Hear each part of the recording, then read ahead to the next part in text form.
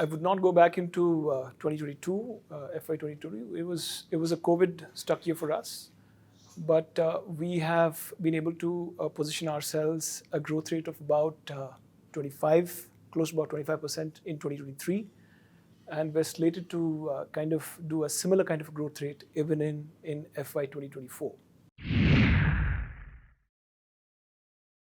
It's predominantly based on the new product launches that we've done for Tata Motors, predominantly in the year that has gone by, which has come majorly from ACV.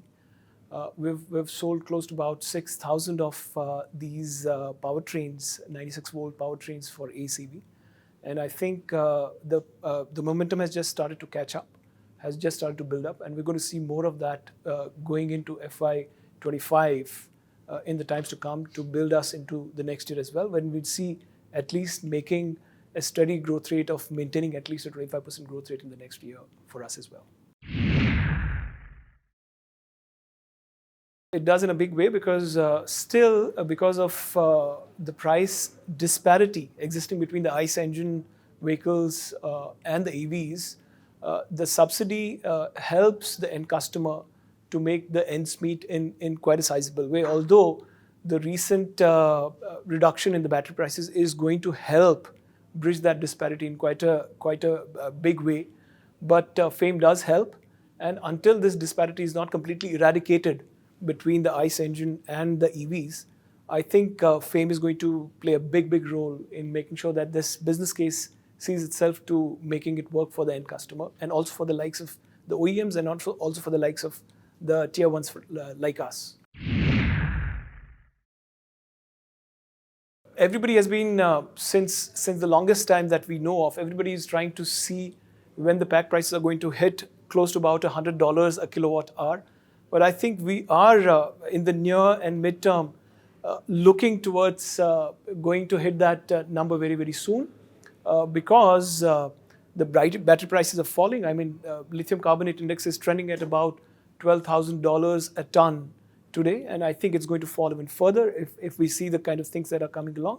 And that's majorly coming from the likes of what's happening in China, where it's a huge capacity that has been built up, and the demand has not kind of caught up. Right. Therefore, India, as a matter of fact, would directly benefit out of that huge capacity, and the prices will continue to kind of reduce, and we'll continue to see a disparity between the two prices getting bridged, with the targeted price of about $100 and maybe even lower coming into being in this next fiscal year for us.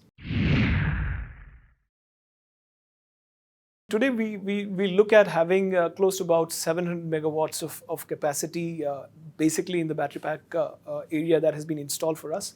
We're looking at utilizing that at close to about 50% today.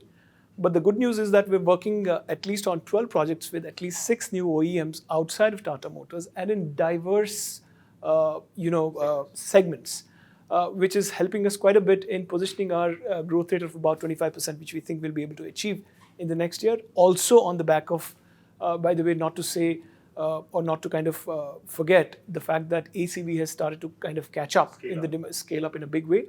And one thing that needs to be mentioned is one very important thing, and one very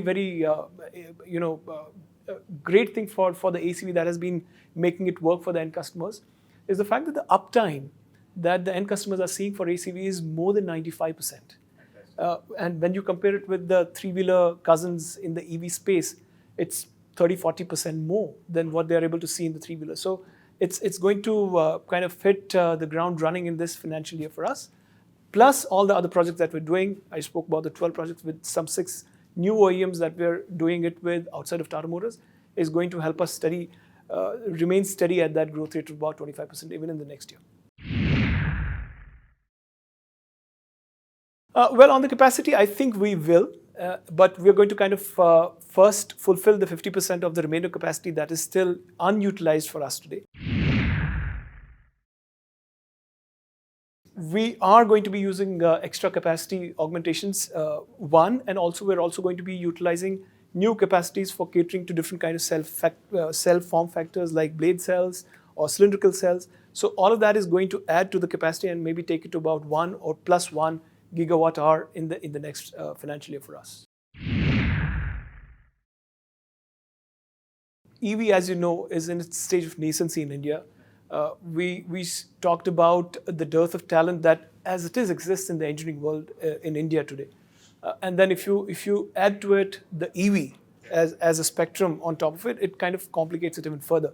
Therefore, we've found some really ingenious ways of bridging this talent gap. We're going to all these IITs, all the NITs out there, and recruiting talents who are specializing in the postgraduate arenas in some of these areas. And we're kind of handpicking these talented guys and making them work in a pedagogical manner wherein the trainer trains the trainee in a way that they kind of handle people and quickly bring them up to speed.